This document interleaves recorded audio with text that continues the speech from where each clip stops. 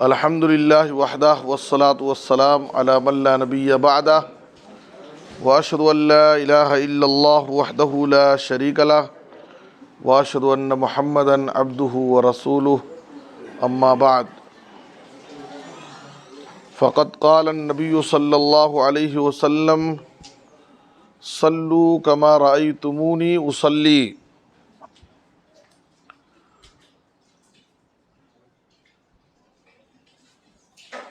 ہر مسلمان بالغ عاقل مرد اور عورت پر دن اور رات میں 5 وقت کی نماز فرض ہے، اور یہ نماز کسی بھی حال میں ہم سے معاف نہیں ہے، یہاں تک کہ اگر آدمی بیمار ہے، کھڑے ہو کر نہیں پڑھ سکتا ہے تو بیٹھ کر پڑھے، بیٹھ کر پڑھ نہیں سکتا تو پہلو کے بل لیٹ کر اشارے سے پڑھے، لیکن بہر صورت اسے نماز پڑھنا ہے۔ لیکن نماز یہ ہمیں اپنے حساب سے نہیں پڑھنا ہے کہ ہمیں جتنا آتا ہے جیسے آتا ہے ویسے پڑھ لیں نماز ہماری ہو جائے گی، بلکہ نبی صلی اللہ علیہ وسلم نے نماز کا پورا طریقہ بتایا ہے، صحابہ کرام کو بتایا، دکھایا۔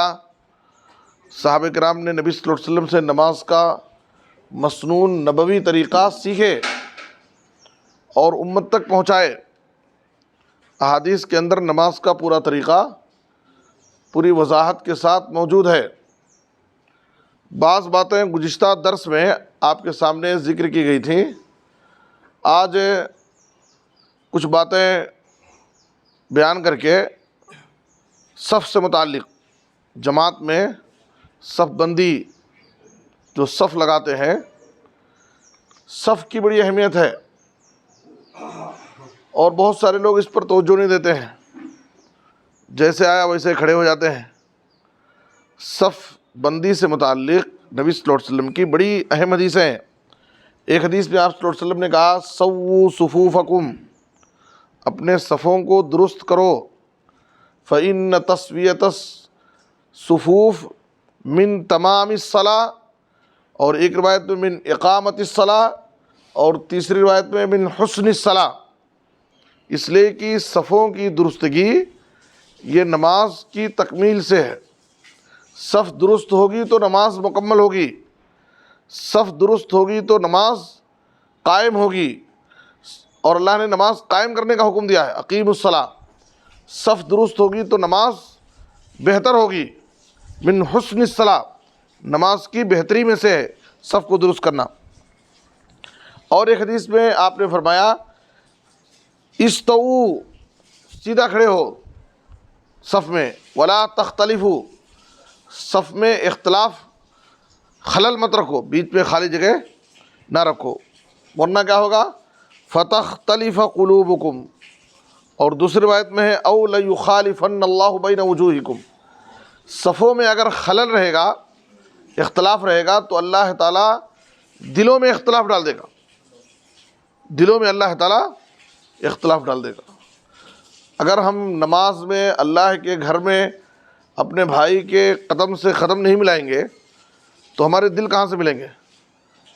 تو اس لیے اللہ کے نبی صلی اللہ علیہ وسلم نے فرمایا کہ صفوں کو درست رکھو، سیدھے کھڑے ہو، اور صف کے بیچ میں خلل نہ رکھو، ورنہ اللہ تعالیٰ تمہارے دلوں میں اختلاف ڈال دے گا۔ تو اس لیے صف سیدھی رکھنی چاہیے۔ اور ایک حدیث میں آپ صلی اللہ علیہ وسلم نے کہا سد الخلل، خالی جگہ کو پر کرو صفوں میں، ولا تذروا فرجات للشیطان، اور شیطان کے لیے خالی جگہ مت رکھو۔ اور آپ نے کیا فرمایا من وصل صفا وصلہ اللہ ومن قطع صفا قطعہ اللہ، بڑی اہم بات ہے، جس نے صف کو ملایا تو اس نے اللہ سے اپنا تعلق ملایا۔ صف کو جوڑنا، قدم سے قدم ملانا، یہ اللہ سے اپنا تعلق جوڑنا ہے، اتنی اہمیت ہے صف بندی کی۔ اور جس نے صف کو کاٹا تو گویا کہ اس نے اللہ سے اپنا تعلق کاٹ لیا۔ یہ نماز میں صف بندی کی اہمیت ہے۔ صف کو جوڑنا یہ اللہ سے اپنا تعلق جوڑنا ہے، اور صف کو کاٹنا یہ اللہ سے اپنا تعلق کاٹنا ہے۔ صف کو جوڑنے کا مطلب یہ ہے کہ سب مل مل کر کے کھڑنا، قدم سے قدم ملا کر کے، اور صف کو کاٹنے کا مطلب یہ ہے کہ صفوں کے بیچ میں خالی جگہ رکھنا۔ ایک مرتبہ نبی صلی اللہ علیہ وسلم نے صحابہ سے کہا، الا تصفون کما تصف الملائکۃ عند ربھا، کیا تم لوگ اس طرح سے صف نہیں لگاتے جیسے فرشتے اپنے رب کے پاس صف لگاتے ہیں؟ تو کہا کہ فرشتے اپنے رب کے پاس کیسے صف لگاتے ہیں؟ تو کہا یتمون الصفوف الاول فالاول، پہلے کی صفوں کو پہلے پورا کرتے ہیں۔ دیکھیے یہ مسئلہ یاد رکھیے، صف بندی کرتے وقت اگر سامنے کی صف میں کسی ایک مصلی کے لیے جگہ باقی ہے کھڑے ہونے کی، اور ہم نے اس جگہ کو پر نہیں کیا، اور جان بوجھ کر کے بسا اوقات کچھ لوگ لیٹ آتے ہیں اور دیکھتے ہیں کہ جگہ خالی ہے حالانکہ سامنے، لیکن یہ ہے کہ وہاں تک اگر جائیں گے تو وہ پیچھے رہ جائیں گے، اس لیے کہ ان کو رکوع پکڑنے کا چکر رہتا ہے، تو جلدی سے کیا ہے پیچھے ہی الگ صف لگا لیتے ہیں۔ تو اگر سامنے ایک مصلی کے لیے صف بھی جگہ خالی ہے اور جان بوجھ کر کے اس کو ہم نے پر نہیں کیا اور پیچھے ہم صف لگا لیے، تو نبی صلی اللہ علیہ وسلم نے کہا کہ ایسے شخص کی نماز نہیں ہوتی ہے، ایسے شخص کی نماز نہیں ہوتی ہے۔ باقاعدہ سامنے کی صف مکمل ہونی چاہیے، سامنے پوری صف مکمل ہونی چاہیے، ایک آدمی کی بھی جگہ خالی نہیں رکھنی چاہیے۔ پوری صف مکمل ہونے کے بعد پھر دوسری صف لگائیں، پھر دوسری پوری صف لگنے کے بعد مکمل ہونے کے بعد پھر تیسری صف لگائیں، اس طریقے سے صف بندی ہونی چاہیے۔ اور اس کے بعد کہا کہ یہ فرشتوں کے صف لگانے کا طریقہ ہے کہ پہلے سامنے کی صفوں کو مکمل کرتے ہوئے آتے ہیں، اور دوسرا کیا کرتے ہیں، سب فرشتے اللہ کے پاس کیسے صف لگاتے ہیں، وَيَتَرَاصُونَ فِي الصُّفُوفِ، صفوں میں وہ تراس کہتے ہیں سیسا پگھلائی ہوئی دیوار کو، سیسا پگھلائی ہوئی دیوار، یعنی بیچ میں ایک سوراخ بھی نہ رہے۔ سیسا پگھلائی ہوئی دیوار کسے کہتے ہیں کہ بیچ میں ایک سوراخ بھی نہ رہے اس میں داخل ہونے کے لیے، کہتے ہیں کہ کأنہم بنیان مرصوص، جیسے سیسا پگھلائی ہوئی دیوار ہے، اتنی مضبوط دیوار کہ بیچ میں کسی سوراخ بھی نہیں ہوا۔ تو اس طریقے سے ہماری صف ہونی چاہیے۔ تھوڑا رستہ رکھو تاکہ بعد میں آنے والوں کو وضو وغیرہ کرنے میں آسانی رہے۔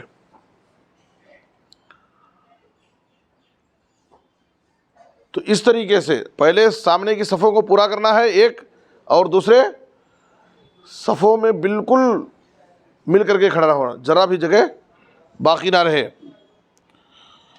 حضرت انس رضی اللہ عنہ کہتے ہیں، صحیح بخاری کی حدیث ہے، صحابہ کرام کا طریقہ صف لگانے کا کیا تھا۔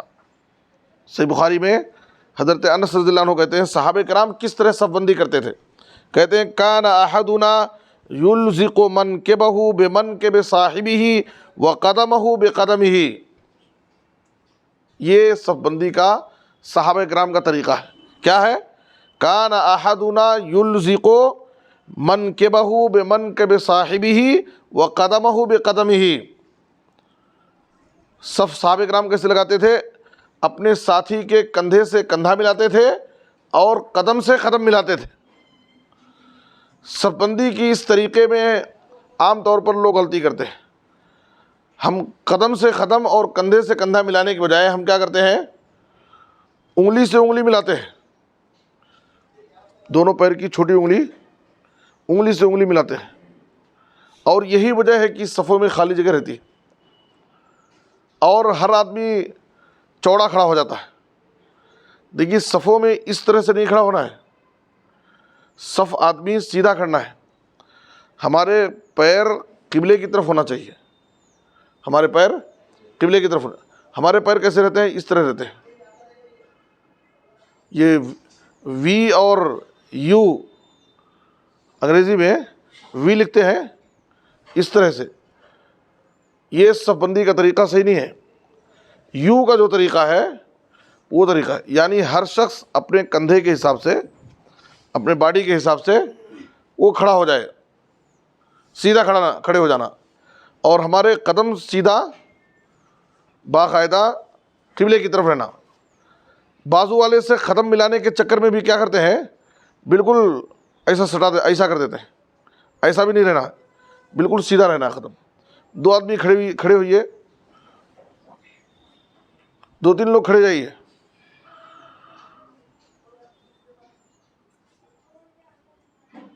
زیادہ مت پھیلائیے آپ، اب تھوڑا اور قریب ہو جائیے. ہاں، ہر آدمی دیکھیے اپنے باڈی کے حساب سے، اپنے کندھے کے حساب سے سیدھا کھڑ جانا. اس میں کوئی تکلف کرنے کی ضرورت نہیں ہے.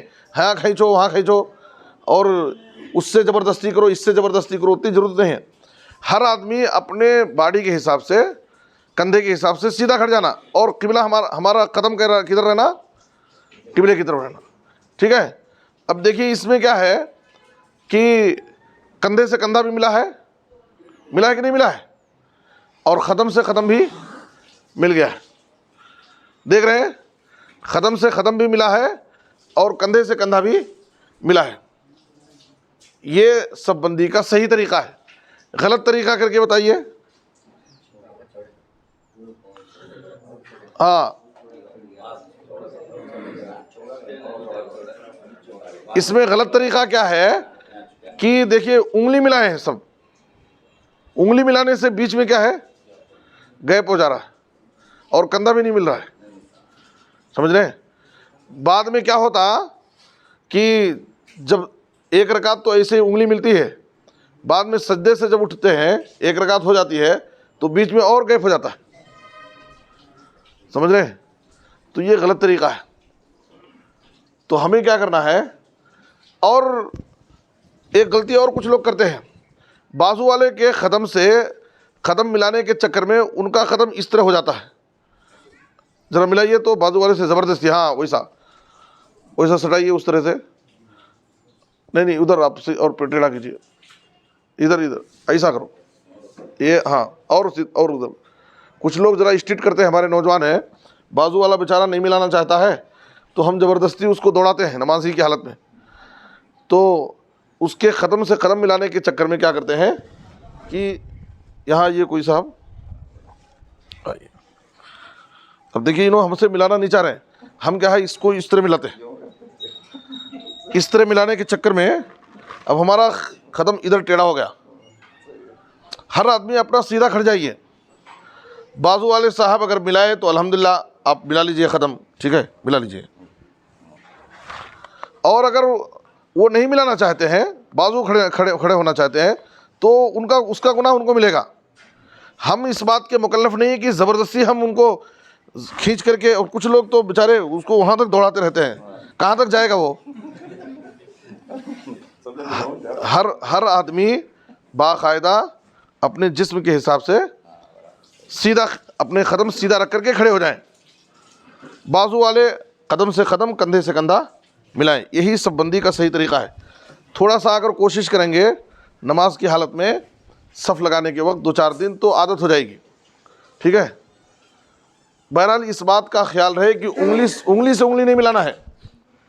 انگلی سے انگلی نہیں ملانا ہے، بلکہ قدم سے قدم اور کندھے سے کندھا ملانا ہے. ٹھیک ہے. جیسا کہ صحیح بخاری میں صحابہ کرام کا طریقہ حضرت انس رضی اللہ عنہ نے بیان کیا، کان احدنا یلزق منکبہ بمنکب صاحبہ. اپنے ساتھی کے کندھے سے کندھا ملاتے تھے، وقدمہ بقدمہ، اور قدم سے قدم ملاتے تھے. اچھا، تو دیکھیے سیدھا صف کرنے سے ایک تو نماز ہماری مکمل ہوگی.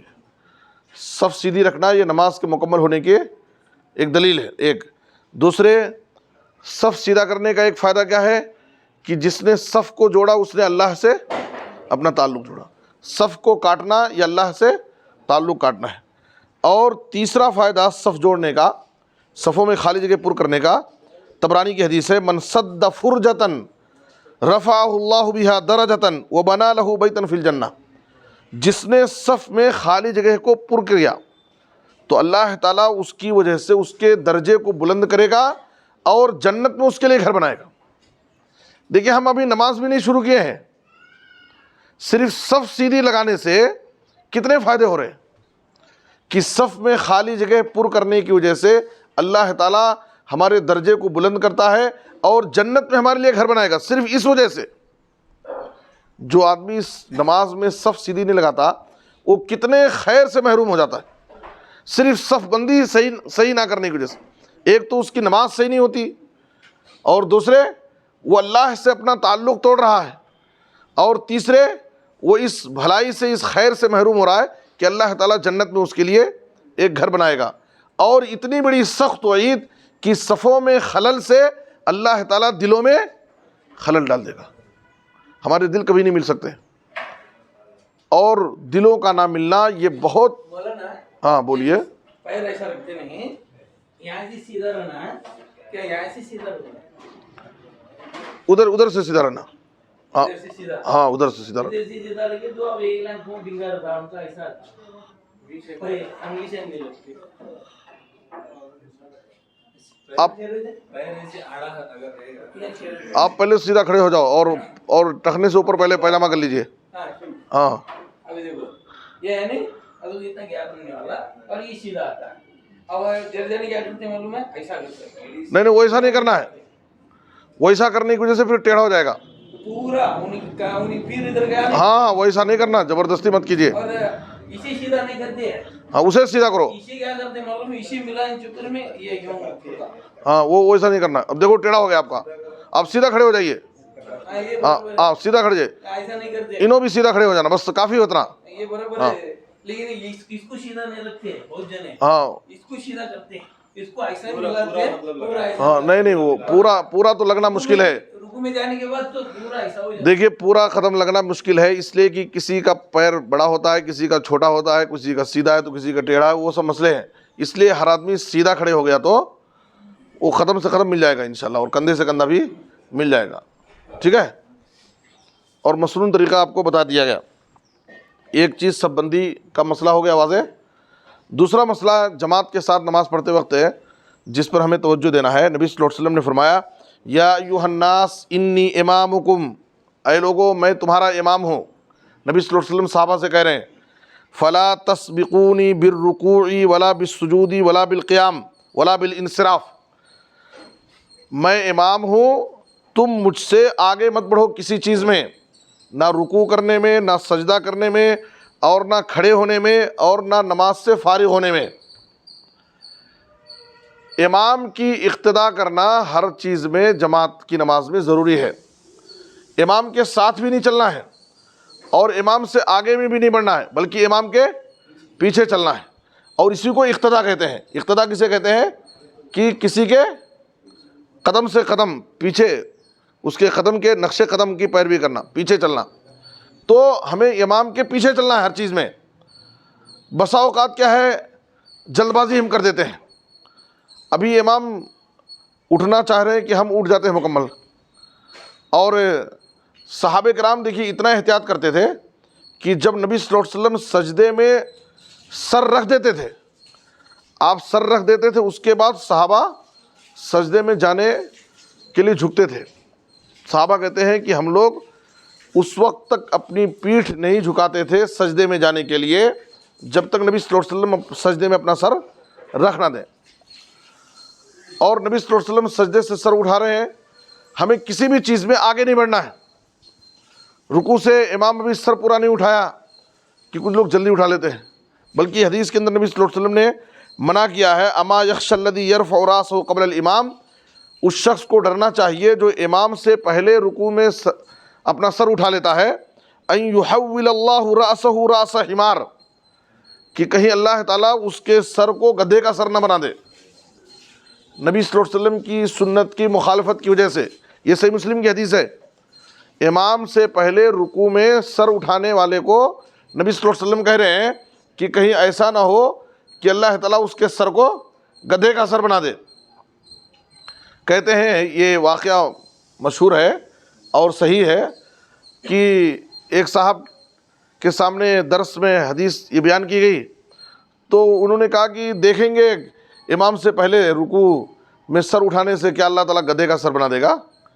تو اس نے چیک کرنے کی کوشش کیا، تو باقاعدہ حقیقت میں اللہ تعالیٰ نے اس کے سر کو گدھے کا سر بنا دیا۔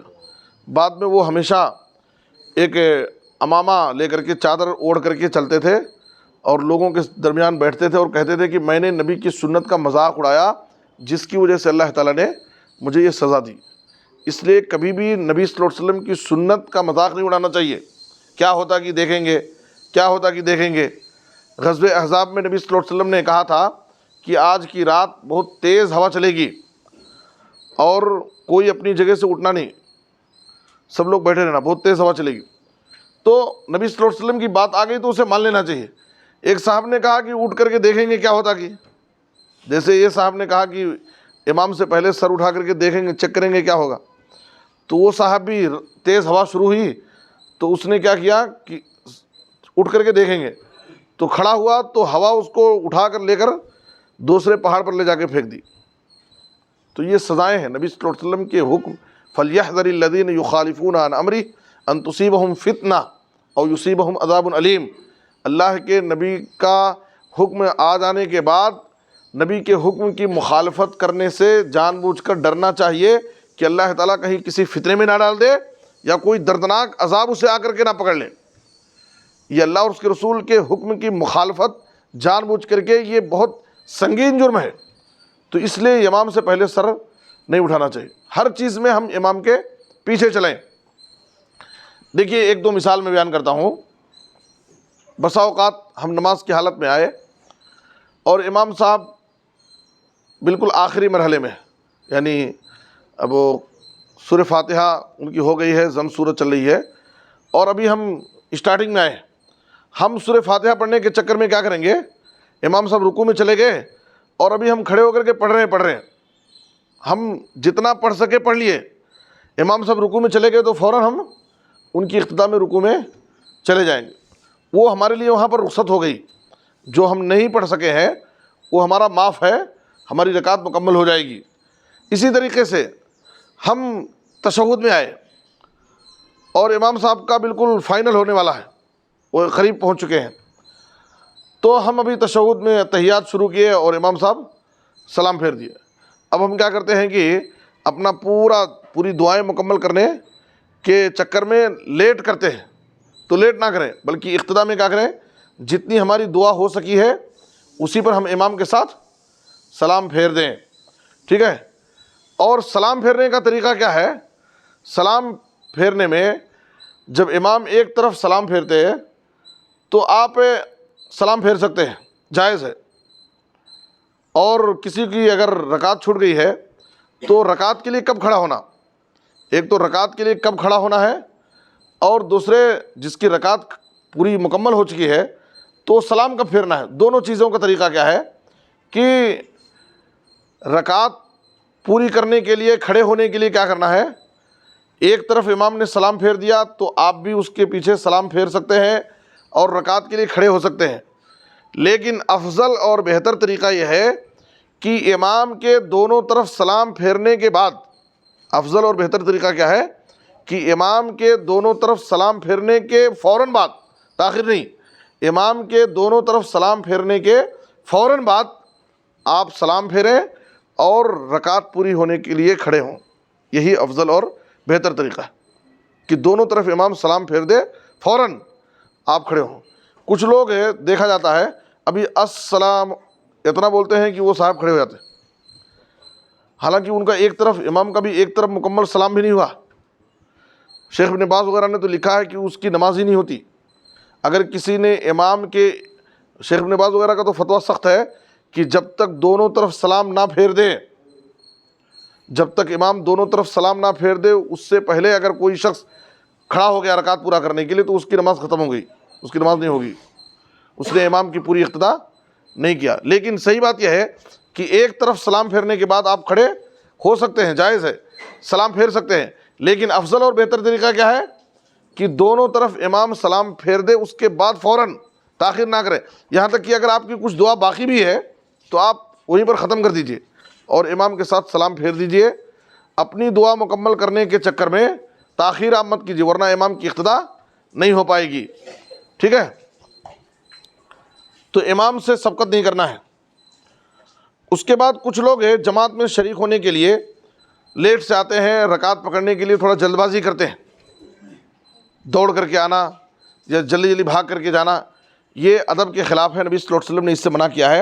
اذا سمعتم الاقامہ، جب تم اقامت سنو فمشوا الی الصلاۃ تو نماز کے لیے آؤ، وعلیکم بالسکینہ والوقار اور سکینت وقار کے ساتھ سنجیدگی سے آرام سے چل کر کے آؤ، ولا تسرعوا جلد بازی مت کرو، دوڑ کر کے مت آؤ، فما ادرکتم فصلوا وما فاتکم فاتموا جتنا تم نے امام کے ساتھ نماز پایا ہے اس کو پڑھ لو اور جو چھوٹ گیا ہے بعد میں اس کو پورا کر لو۔ اسی طرح سے اقامت کے بعد نبی صلی اللہ علیہ وسلم نے کہا اذا اقیمت الصلاۃ فلا صلاۃ الا المکتوبہ، جب فرض نماز کے لیے اقامت ہو گئی تو اب کوئی بھی نماز فرض نماز کے علاوہ کوئی نماز نہیں ہے۔ بہت سارے ہمارے بھائی کیا کرتے ہیں، فجر کی سنت امام نماز شروع ہو گئی، جماعت چل رہی ہے اور فجر کی سنت پیچھے پڑھتے رہتے ہیں، یہ غلط طریقہ ہے۔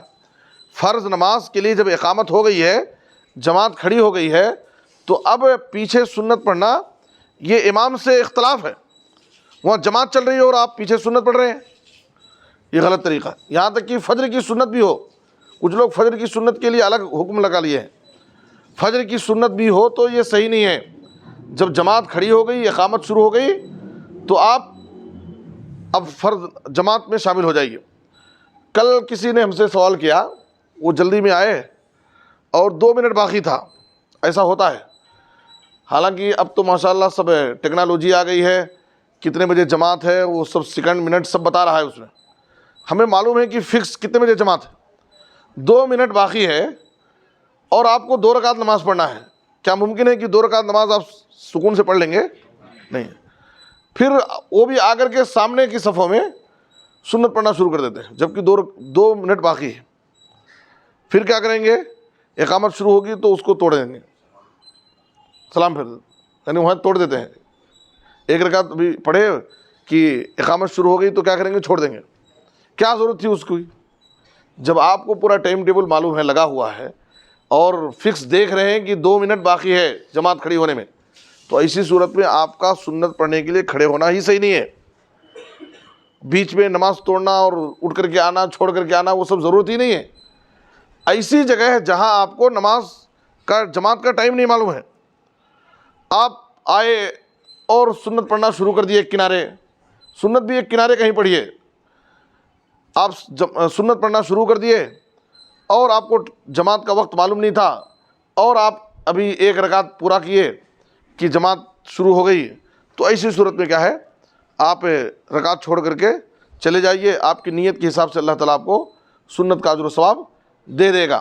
لیکن جب معلوم ہے کہ ہمیں جماعت کا وقت کب ہے تو باقاعدہ وقت دیکھ کر کے ہمیں سنتوں کے لیے ٹھہرنا چاہیے، تاکہ ہم اتنا وقت رہے جتنے وقت میں ہم اطمینان سے 2 رکعت نماز پڑھ سکیں۔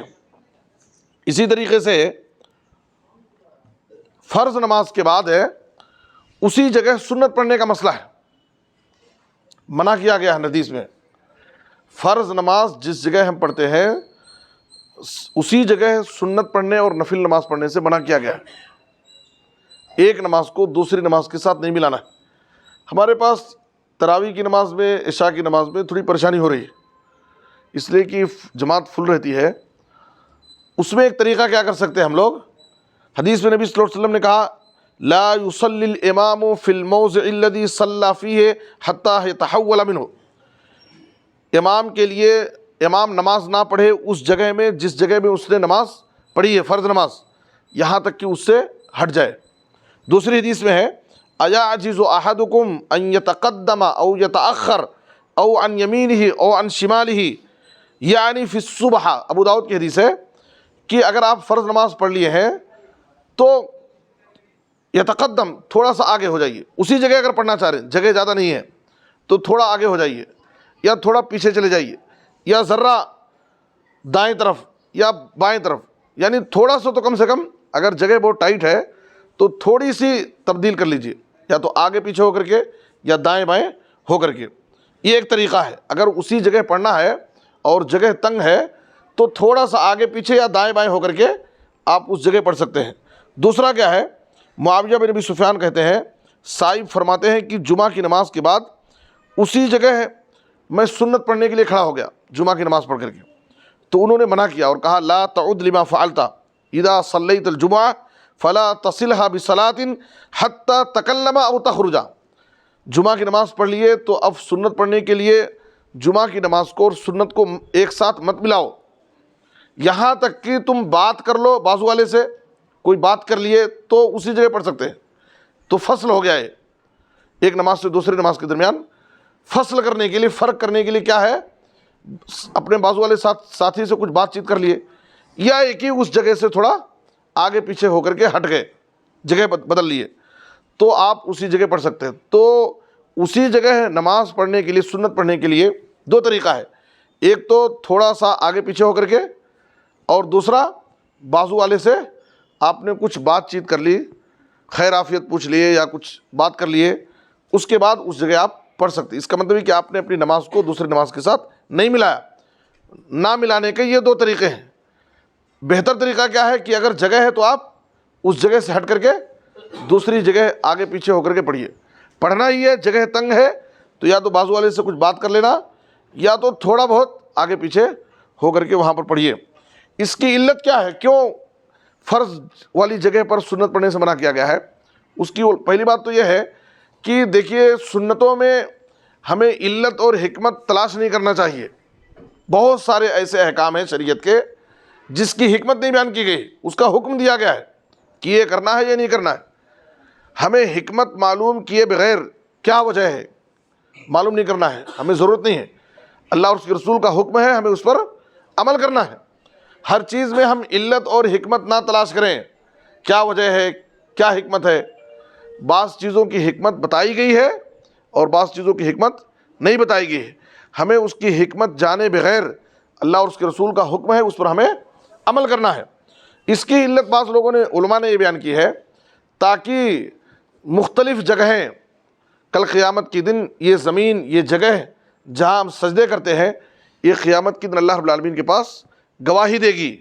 یومئذ تحدث اخبارہا بان ربک اوحی لہا، زمین کل قیامت کے دن اپنی خبروں کو بیان کرے گی۔ اللہ تعالیٰ زمین کو حکم دے گا، یہ زمین اپنی خبروں کو بیان کرے گی۔ اگر ہم نے یہاں پر سجدہ کیا ہے اللہ کے لیے تو یہ زمین باقاعدہ گواہی دے گی، اور اگر کوئی نافرمانی اور گناہ کا کام کیا ہے تو بھی یہ زمین گواہی دے گی۔ تو اس لیے کہتے ہیں تاکہ مختلف جگہیں ہمارے لیے اللہ کے پاس گواہی دیں، ایک ہی جگہ ہم نماز نہ پڑھیں، مختلف جگہ پڑھیں، تاکہ مختلف جگہ کل قیامت کے دن اللہ کے پاس ہماری گواہی دیں۔ تو معلوم کیا ہوا کہ فرض نماز جہاں ہم پڑھتے ہیں اسی جگہ سنت نہ پڑھیں، تھوڑا بہت جگہ کو تبدیل کر کے نماز پڑھیں۔ اچھا، جماعت میں ایک چیز کا اور خیال کرنا ہے، آپ صلی اللہ علیہ وسلم نے کہا لینو بایدی اخوانکم، تم اپنے بازوؤں کو ذرا نرم رکھو۔ کچھ لوگ کیا ہے سجدے میں بہت ٹائٹ کر دیتے ہیں اور اتنا گھٹ رہتے ہیں کہ آزو بازو والے کو بیچارے کو وہ سجدہ کیسے کرنا۔ تھوڑا اپنے بازوؤں کو نرم کر لیجئے، جگہ تنگ ہے تو تاکہ بازو والے کو بھی سکون سے سجدہ کرنے کا موقع ملے۔ یا یہ کہ اگر کوئی شخص اس کو جگہ نہیں مل رہی ہے اور تھوڑا سا سب میں کھڑا ہونا چاہتا ہے تو تھوڑا سا سمٹ جائیے، اپنے بازوؤں کو، اپنے آپ کو تھوڑا نرم رکھو، بہت زیادہ سختی کے ساتھ مت کرو کہ میری جگہ ہے میں ہی کھڑنا، اور سجدے میں جانے کے وقت بالکل ٹائٹ کھڑے ہو جانا اور جگہ پورا پھیلا لینا۔ نبی صلی اللہ علیہ وسلم سجدے میں اس میں جگہ خالی رکھتے تھے، یہاں تک کہ اتنا اوپر اٹھاتے تھے کہ آپ کے بغل کی سفیدی نظر آتی تھی، اور بکری کا چھوٹا بچہ بھی اندر سے گھسنا چاہے تو گھس سکتا تھا۔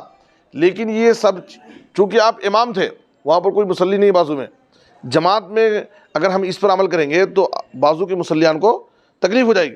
ایک تو آپ صف لگاتے وقت قدم سے قدم، کندھا سے کندھا ملا کر کے کھڑے ہیں، اور پھر سجدے میں اگر اس طرح سے کریں گے تو بازو والے کہاں جائیں گے؟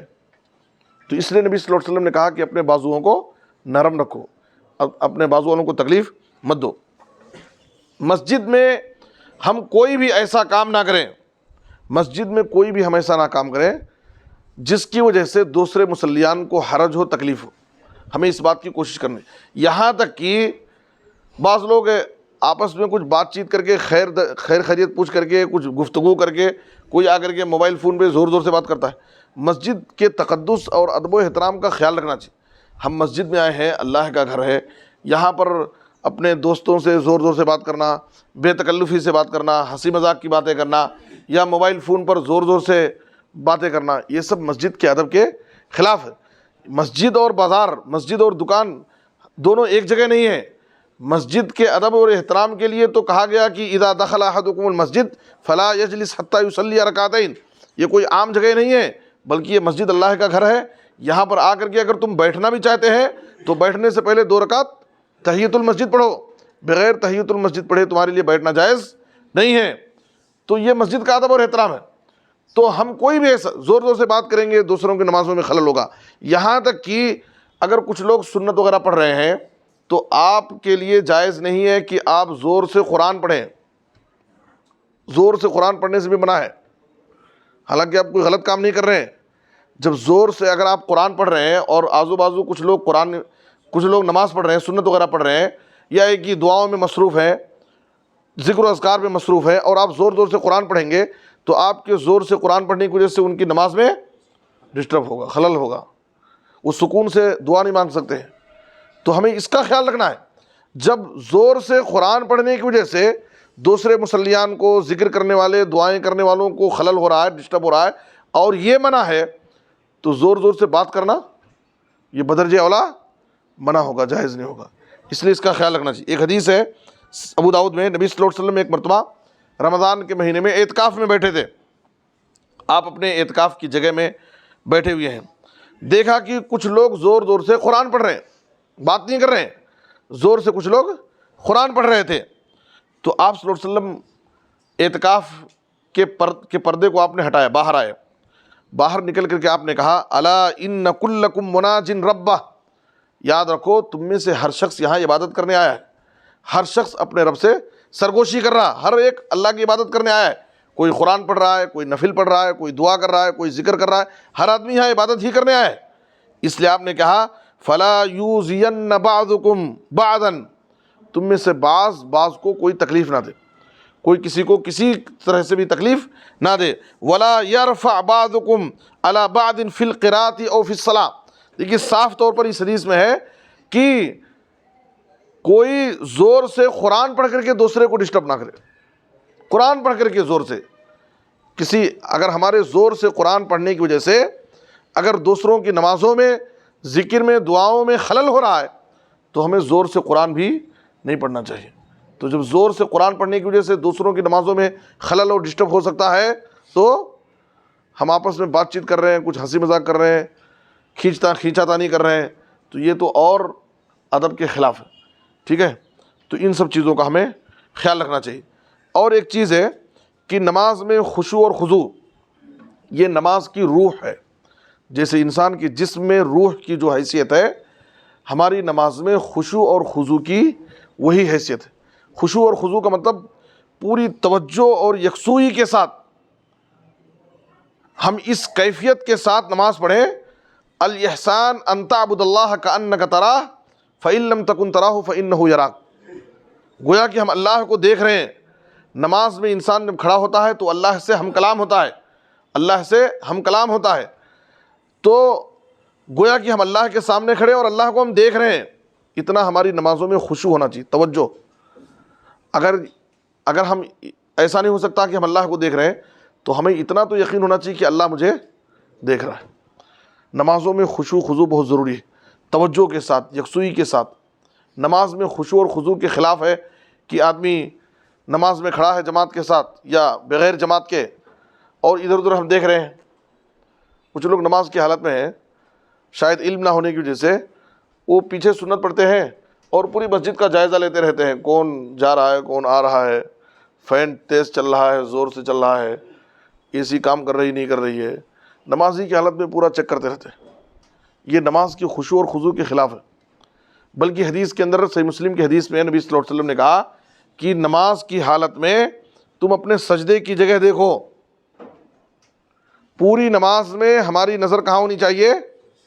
سجدے کی جگہ ہونی چاہیے، سوائے ایک جگہ، سوائے ایک وقت، تشہد میں۔ جب ہم تشہد میں بیٹھتے ہیں اور شہادت کی انگلی کو حرکت دیتے ہیں تو ہماری نظر تشہد میں انگلی پر ہونی چاہیے، صحیح حدیث ہے۔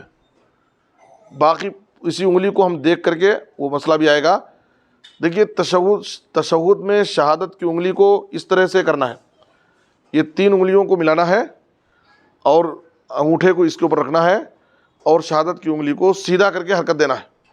کچھ لوگ یوں نیچے کر دیتے ہیں، کچھ لوگ بہت اوپر کر دیتے ہیں، یہ بھی غلط طریقہ ہے۔ ایک دم اوپر اٹھانا اور نیچے رکھ لینا یہ بھی صحیح نہیں ہے زمین کی طرف، بلکہ سیدھے رکھ کر کے اس کو حرکت دیتے رہنا ہے، سیدھے رکھ کر کے اس کو حرکت دیتے رہنا ہے۔ نبی صلی اللہ علیہ وسلم کے بارے میں صحیح مسلم کی حدیث ہے، کان النبی صلی اللہ علیہ وسلم یشیر باصبعہ اذا دعا، جب آپ صلی اللہ علیہ وسلم تشہد میں دعا شروع کرتے تو آپ اس سے اشارہ کرتے تھے، اس سے اشارہ کرتے تھے، اور باقاعدہ حرکت دینے کا ذکر ہے، ٹھیک ہے، اور تیز اشارہ کرنا ہے، حرکت دینا ہے۔ امام احمد بن حنبل رحمۃ اللہ علیہ بہت تیز حرکت دیتے تھے، جلیلی حرکت دیتے تھے، اور حدیث میں ہے کہ یہ اشارہ، یہ حرکت جو شہادت کی انگلی کو ہم ہلاتے ہیں، یہ شیطان کے اوپر لوہے کی مار سے زیادہ سخت مار پڑتا ہے، شیطان ذلیل ہوتا ہے اس سے۔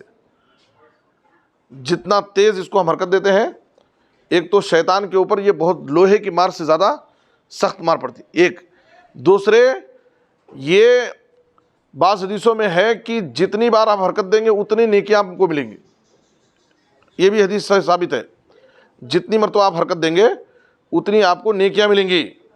اور نبی صلی اللہ علیہ وسلم کی نماز کا ایک مسنون طریقہ ہے یہ، اور یہ ہماری پہچان ہے کہ ہم باقاعدہ نماز میں تشہد، بہت سارے اسلاف کی انگلیوں کو لوگوں نے توڑ دیا حرکت دینے کی وجہ سے، انگلی توڑ دی گئی اور کہا کہ کیا تم نماز میں کھیل کرتے ہیں کیا، انگلیاں اٹھا کر کے؟ تو اس کو کھیل اور مذاق بنا کر کے سنت پر عمل کرنے کی وجہ سے بعض لوگوں کے اہل حدیثوں کی لوگوں نے انگلیاں توڑ دی ہیں۔ یہ نبی صلی اللہ علیہ وسلم کی ایک بڑی اہم سنت ہے، تشہد میں ہم سیدھے انگلی رکھ کر کے اس کو بار بار حرکت دیتے رہے۔ امام احمد بن حنبل رحمۃ اللہ علیہ زور سے حرکت دیتے تھے، اور یہ نیکی اور ثواب کا کام ہے، نبی صلی اللہ علیہ وسلم کی سنت ہے، اور تشہد میں شروع سے آخر تک آپ کو حرکت دینا ہے۔ کچھ لوگوں نے کیا بنا لیا، اشہد اللہ پہ اٹھاتے ہیں اور الا اللہ پہ گرا دیتے ہیں، ہو گیا ایک بار۔ یہ طریقہ نبی صلی اللہ علیہ وسلم سے کہیں بھی ثابت نہیں، صرف اشہد اللہ اللہ پہ اٹھانا اور الا اللہ پہ گرا دینا، یہ طریقہ نبی صلی اللہ علیہ وسلم سے ثابت نہیں، پورا شروع سے آخر تک آپ کو حرکت دینا ہے۔ دیکھیے یہ جو باتیں میں کہہ رہا ہوں نبی صلی اللہ علیہ وسلم کی احادیث، صحیح احادیث کی روشنی میں کہہ رہا ہوں۔ ہم ایک بہت بڑی ذمہ داری کے ساتھ، جب ایک عالم نبی صلی اللہ علیہ وسلم کی کوئی سنت بتاتا ہے، وہ اپنی منمانی، اپنی مرضی اور خواہش سے نہیں بتاتا ہے، اس لیے کہ ہم بھی اللہ کے پاس پکڑے جائیں گے اگر کوئی ہم غلط رہنمائی آپ کی کریں گے، غلط مسئلہ بتائیں گے۔ تو اس لیے باقاعدہ آپ اطمینان کے ساتھ، شرح صدر کے ساتھ، یہ نبی کی سنت ہے، نبی کا طریقہ ہے، نبی صلی اللہ علیہ وسلم کا حکم ہے، آپ ان حدیثوں کو جاننے کے بعد باقاعدہ اس پر عمل کیجئے۔ بعض لوگوں کو کیا ہے، مسئلہ ایک بھی معلوم نہیں رہتا، نماز کا کوئی بھی مسئلہ معلوم نہیں، نماز کا طریقہ معلوم نہیں، نماز کی پوری دعائیں بھی یاد نہیں رہتی، لیکن پھر بھی ان کو اپنے حساب سے نہیں یہ ایسی ہی میں نماز پڑھوں گا، میری نماز یہ ہے، میرا طریقہ یہ ہے، حالانکہ اس کو نبی کی نماز کا کوئی طریقہ معلوم نہیں، پوری دعائیں بھی یاد نہیں رہتی ہیں، لیکن وہ اپنا ایک طریقہ بنائے ہوئے ہے، یہ غلط طریقہ ہے۔ ہمیں باقاعدہ سیکھنے کی کوشش کرنا چاہیے، اور یہ تو پڑھا لکھا، یہ ٹیکنالوجی کا زمانہ ہے، علمی دور ہے، اور علم حاصل کرنا ہر چیز بہت آسان ہو گیا ہے، آپ چاہے تو ہر چیز کو آپ سیکھ سکتے ہیں، تو اس لیے باقاعدہ سیکھنے کی کوشش کیجئے اور علم حاصل کیجئے۔ صرف لکیر کے فقیر بنے رہنا، باپ دادا کرتے آئے ہیں، بزرگاں کہتے تھے، ہمارے امام صاحب نے کہا ہے، ہماری مسجد میں ایسا ہی چلتا ہے، یہ سب بیکار باتیں ہیں، زمانہ بہت ترقی کر گیا ہے۔ اب جو امام صاحب لوگوں سے، امت سے اور مقتدیوں سے بہت ساری چیزیں چھپاتے تھے، اب وہ چھپانے کی چیزیں نہیں رہ گئی ہیں، باقاعدہ لوگوں کو کتاب و سنت سے دور رکھا جاتا ہے۔ قرآن حدیث مت پڑھو، یہ تمہارے سمجھنے کی بات نہیں ہے۔ کیوں لوگوں کو قرآن حدیث سے دور کیا جاتا ہے؟ قرآن اور حدیث سے دور کرنے کی وجہ کیا ہے کہ اگر یہ قرآن و حدیث پڑھنا شروع کر دیں گے، قرآن حدیث سمجھنا شروع کر دیں گے، تو پھر ہماری دکان بند ہو جائے گی، ہماری دکان بند ہو جائے گی، یہ لوگ پھر ہمارے پاس نہیں آئیں گے، اور جو ہم ان کو ذرا تاریکی میں، اندھیرے میں رکھ کر کے جو کچھ چیزیں ہم ان کو سمجھا کے رکھے ہیں، وہ سب حقیقت ان کے سامنے معلوم ہو جائے گی۔ اس لیے کیا بولتے ہیں جی، قرآن حدیث تمہیں اپنے سے پڑھے تو گمراہ ہو جائیں گے، قرآن سمجھنے کے لیے 18 علوم کی ضرورت ہے۔ اللہ قرآن میں بار بار کہتا ہے وَلَقَدْ يَسَّرْنَا الْقُرْآنَ لِلذِّكْرِ فَهَلْ مِن مُدَّكِرٍ، ہم نے اس قرآن کو نصیحت کے لیے بالکل آسان بنایا ہے کوئی نصیحت حاصل کرنے والا؟ اللہ اعلان کرتا ہے، اللہ قرآن میں بار بار کہہ رہا ہے کہ ہم نے اس قرآن کو بہت آسان بنایا ہے، کوئی نصیحت حاصل کرنے والا ہے؟ اور ہم کہتے ہیں کہ قرآن بہت مشکل ہے، سمجھنا آسان نہیں ہے۔ اللہ کی بات صحیح ہے، ہماری بات صحیح ہے؟ آپ دیکھیے قرآن کا یہ معجزہ ہے کہ قرآن مجید بغیر سمجھے چھوٹے چھوٹے معصوم بچے پورا قرآن اپنے سینے میں محفوظ کیے ہوئے۔ یہ قرآن کا معجزہ ہے، دنیا میں یہ واحد کتاب ہے جو بغیر سمجھے پوری کتاب یاد کی جاتی ہے، ورنہ میں کسی بھی مذہب میں ان کی اپنی مذہبی کتابیں بھی ان کو یاد نہیں ہیں، چھوٹی چھوٹی کتاب نہیں یاد کر سکتے، لیکن یہ قرآن کا معجزہ ہے کہ پورا قرآن بغیر سمجھے ہمارے سینے میں محفوظ ہے، اس لیے کہ اللہ نے وعدہ کیا اِنَّا نَحْنُ نَزَّلْنَا الذِّكْرَ وَإِنَّا لَهُ لَحَافِظُونَ۔ اس لیے دین کا صرف نماز کا مسئلہ نہیں، بلکہ کوئی بھی مسئلہ ہو دین پر چلنے کے لیے، عبادت کا طریقہ، روزے کا طریقہ، کوئی بھی مسئلہ ہماری زندگی کا ہم لوگ کرتے آئے ہیں، ایسا چل رہا ہے، ہماری مسجد میں ہوتا ہے، یہ سب نہیں، ہم باقاعدہ سیکھیں، سمجھنے کی کوشش کریں، علم حاصل کریں، اور دل میں تسلی ہونے کے بعد جب کتاب و سنت کی بات آ جائے تو اب ہماری اپنی مرضی، اپنی خواہش نہیں چلے گی، وہاں اللہ اور اس کے رسول کے حکم پر ہم فوراً عمل کرنے کے لیے تیار ہو جائیں۔ یہ چند باتیں تھیں، ایک صاحب کو یاد آئیے اور نماز کا مصنون طریقہ تھوڑی دیر میں بیان کر کے اپنی بات ختم کر دیں گے۔ جی، کتنے لوگوں کی سب بنتی ہوئی ہے بتاؤ، اور اگر ایک نماز پڑھتے وقت ایک آ گیا کوئی بھی نہیں اس کو سب کرنے کے لیے جماعت بنانے کے لیے 2 آدمی سے جماعت بن جاتی ہے، ٹھیک ہے؟ 2 آدمی کی جماعت کیا ہے؟ دونوں ایک ساتھ کھڑے ہوں گے، آگے پیچھے نہیں کھڑے ہوں گے، ٹھیک ہے؟ یہاں تک کہ امام بھی اس میں جو ہے وہ بھی مل کر کے دونوں قدم ملا کر کے کھڑے ہوں گے۔ 2 آدمی کی جماعت ہو سکتی ہے لیکن دونوں ایک ساتھ مل کر کے کھڑے ہوں گے بغیر آگے پیچھے۔ 3 آدمی اگر ہیں تو ایک سامنے آگے امامت کریں گے اور 2 لوگ جماعت بنائیں گے، یہاں تک کہ اگر بچے بھی ہیں تو وہ بھی باقاعدہ جماعت میں شریک ہوں گے، لیکن اگر عورت ہے تو مرد کی جماعت میں شریک نہیں ہوگی، تنہا اکیلے عورت پیچھے صف لگائے گی، تنہا عورت پیچھے صف لگائے گی۔ تو یہ جماعت کا طریقہ ہے، ٹھیک ہے؟ 3 آدمی ہیں تو ایک امامت کرے گا، 2 لوگ جماعت بنائیں گے، 2 ہی لوگ ہیں تو ایک ساتھ مل کر کے جماعت بنا سکتے ہیں۔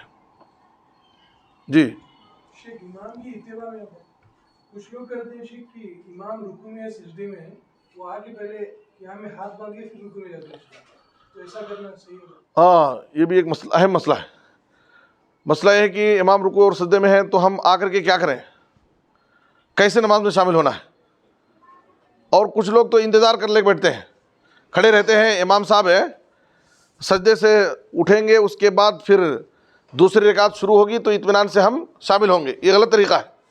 نبی صلی اللہ علیہ وسلم نے کہا وما ادرکتم فصلوا وما فاتکم فاتموا، ہم جب نماز میں آئیں جماعت میں، امام جس حالت میں ہے اسی حالت میں جا کر کے شریک ہو جائیں، اور شریک ہونے کا طریقہ کیا ہے؟ ہم تکبیر تحریمہ رفع الیدین کہیں اور رفع الیدین کہہ کر کے ہم سیدھے رکوع میں چلے جائیں یا سیدھے سجدے میں چلے جائیں، امام جس حالت میں ہے اسی حالت میں چلے جائیں، رکعت بھرنے کی ضرورت نہیں ہے، اور رکعت بھرنے کا کوئی سوال ہی نہیں ہے، کیا واسطے ہم بنیں گے؟ صرف تکبیر تحریمہ یہ کیوں کیا جاتا ہے؟ نماز میں شامل ہونے کے لیے۔ تکبیر تحریمہ اللہ اکبر، اور اللہ اکبر تکبیر تحریمہ یہ کھڑے ہو کر کے کرنا ہے، کچھ لوگ جھک کر کے کرتے ہیں، چونکہ رکوع میں ان کو جانا رہتا ہے تو جلدی آ کر کے جھک کر کے جلدی اٹھا کر کے اس کو رکوع میں چل جائیں گے۔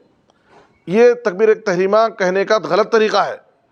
تکبیر تحریمہ کرتے وقت آپ کو سیدھا کھڑے ہونا ہے، قیام کی حالت میں کھڑے ہو کر کے تکبیر تحریمہ کر کے آپ رکوع میں جائیں یا سجدے میں جائیں، اور امام کے کھڑے ہونے کا انتظار نہ کریں، باقی جس حال میں امام ہے اسی حال میں آپ شریک ہو جائیں، ٹھیک ہے؟ کس حال میں امام کے ساتھ شامل ہونے سے رکعت شمار ہوتی ہے؟ ایک تو آپ قیام کی حالت میں رہیں گے تو یہ تو کنفرم ہے کہ رکعت شمار ہوگی۔ دوسرے مسئلہ صرف اختلاف ہے رکوع کی حالت میں اگر ہم امام کے ساتھ شریک ہوتے ہیں تو کیا ہماری رکعت شمار ہوگی یا نہیں، اس میں علماء حدیث کے درمیان بھی بہت شدید اختلاف ہے، اور صحیح موقف یہ ہے کہ نبی صلی اللہ علیہ وسلم کی حدیث ہے من ادرک الرکوع فقد ادرک الرکعہ، من ادرک الرکوع فقد ادرک الرکعہ، جس نے رکوع پایا اس نے رکعت پا لیا۔ یہاں مسئلہ یہ ہے کہ اس نے سورہ فاتحہ نہیں پڑھا ہے، جبکہ سورہ فاتحہ پڑھنا ضروری ہے. رکوع پانے والے نے سورہ فاتحہ نہیں پڑھی. اس سے بڑا ایک مسئلہ ہے، جیسے سورہ فاتحہ ضروری ہے اسی طرح سے قیام بھی ضروری ہے. قیام میں نہیں کیا ہے، سیدھے رکوع میں گیا ہے وہ. تو سورہ فاتحہ اس شخص کے لیے پڑھنا ضروری ہے جو قیام کو پائے. دیکھیے مسئلے کو سمجھنے کی ضرورت ہے. سورہ فاتحہ اس شخص کے لیے پڑھنے کی ضرورت ہے جو قیام کو پائے. جب ہم قیام پائے ہی نہیں تو سورہ فاتحہ ہم سے اس کا مطلب ساقط ہو گیا. سورہ فاتحہ پڑھنے کا حکم وہاں ہمارے اوپر نہیں ہے، اس لیے کہ ہم نے قیام نہیں پایا ہے، ہم ڈائریکٹ رکوع پائے ہیں. تو جب ہم رکوع پائے ہیں تو ہم کو سورہ فاتحہ پڑھنے کا موقع ہی نہیں ملا. اس لیے نبی صلی اللہ علیہ وسلم کی اس حدیث پر کہ ہمیں چونکہ وہاں پر قیام نہیں ملا ہے اس لیے سورہ فاتحہ پڑھنے کا حکم ہمارے لیے وہاں نہیں ہے. قیام پا کر کے اگر آدمی سورہ فاتحہ نہیں پڑھتا ہے تو اس کی نماز نہیں ہوگی. دوبارہ پھر ریپیٹ کرنا پڑے گا پھر؟ ایک منٹ، ہاں صحیح ہے. قیام پا کر کے اگر کوئی شخص سورہ فاتحہ نہیں پڑھتا ہے تو اس کی رکعت نہیں ہوگی. لیکن جب آدمی رکوع میں شامل ہوا ہے تو رکوع پانے کے بعد اس کے اوپر سورہ فاتحہ پڑھنا ضروری نہیں، اس لیے کہ اس نے قیام نہیں پایا. تو رکوع پا کر کے اس کی رکعت ہو جائے گی، اس کو رکعت دہرانے کی ضرورت نہیں ہے، جائز ہے. لیکن اگر کوئی شخص رکوع پانے والا اگر کوئی شخص رکعت کو دہراتا ہے تو علماء نے اس کو بھی جائز قرار دیا ہے. جیسا کہ میں نے کہا کہ اس مسئلے میں اختلاف ہے. اگر کوئی شخص چونکہ میں نے قیام مجھے نہیں ملا اور میں سورہ فاتحہ بھی نہیں پڑھا تو اس لیے اگر کوئی تسلی کے لیے رکعت دہرانا چاہتا ہے تو دہرا سکتا ہے، جائز ہے، ٹھیک ہے. لیکن اگر کوئی شخص رکوع پانے والا رکعت کو دہراتا نہیں، اس کی رکعت کو مانتا ہے تو بلا حرج جائز ہے. باقاعدہ نبی صلی اللہ علیہ وسلم کی صحیح حدیث ہے. اس پر عمل کرنے والے کو کوئی روک نہیں سکتا ہے. رکوع پانے والے کی رکعت ہو گئی. اور جہاں تک مسئلہ سورہ فاتحہ کا ہے اس کو سورہ فاتحہ پڑھنے کا موقع ہی نہیں ملا. سورہ فاتحہ اس کو پڑھنا ہے جو قیام کو پائے گا، وہ قیام پایا ہی نہیں تو سورہ فاتحہ کہاں پڑھے گا. اس لیے رکوع پانے والی کی رکعت ہو جاتی ہے، رکوع پانے والی کی رکعت ہو جاتی ہے.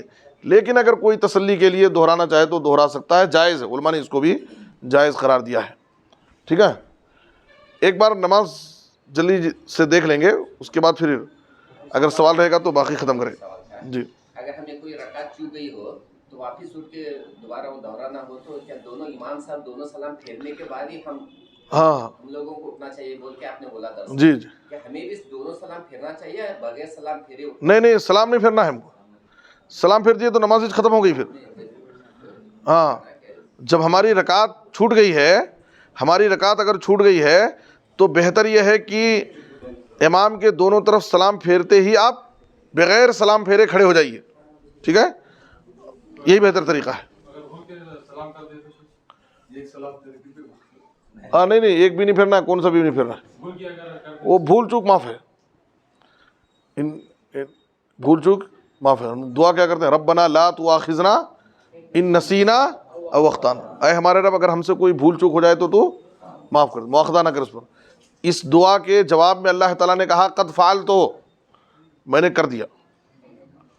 اللہ نے اس کے جواب میں کیا کہا؟ قد فعلت، میں نے معاف کر دیا. ٹھیک ہے. اچھا مولانا پورے رکعتیں مل گئے ہم کو، وہ امام صاحب ایک سلام پھیرنے کے بعد ہم کو بھی ایک سلام پھیرنا چاہیے، دونوں سلام پھیرنے کے بعد ہم کو؟ ہاں وہی میں نے کہا کہ دائیں سیدھے طرف ایک سلام پھیرنے کے بعد آپ سلام پھیر سکتے ہیں، جائز ہے. لیکن افضل اور بہتر طریقہ یہ ہے کہ امام کے دونوں طرف سلام پھیرنے کے فوراً بعد آپ سلام پھیریں. ٹھیک ہے. بہتر طریقہ افضل ہے کہ امام کے دونوں طرف سلام پھیرنے کے فوراً بعد سلام پھیرا جائے. لیکن اگر کوئی شخص ایک طرف سلام پھیرنے کے بعد ایک طرف مکمل سلام پھیر دینے کے بعد سلام پھیرنا ہے، ابھی آدھا سرا السلام شروع ہوا کہ آپ نے سلام پھیر دیا تو یہ صحیح نہیں ہے. ٹھیک ہے. آپ آ رہے ہیں؟ آئیے. جنازے کی نماز ایک منٹ، یہ نماز پہلے ہو جاتی ہے. ہاں اس لیے کہ آج فین بھی نہیں ہے، لوگ بھی تھوڑا دقت میں ہیں. جی ہاں چلیے.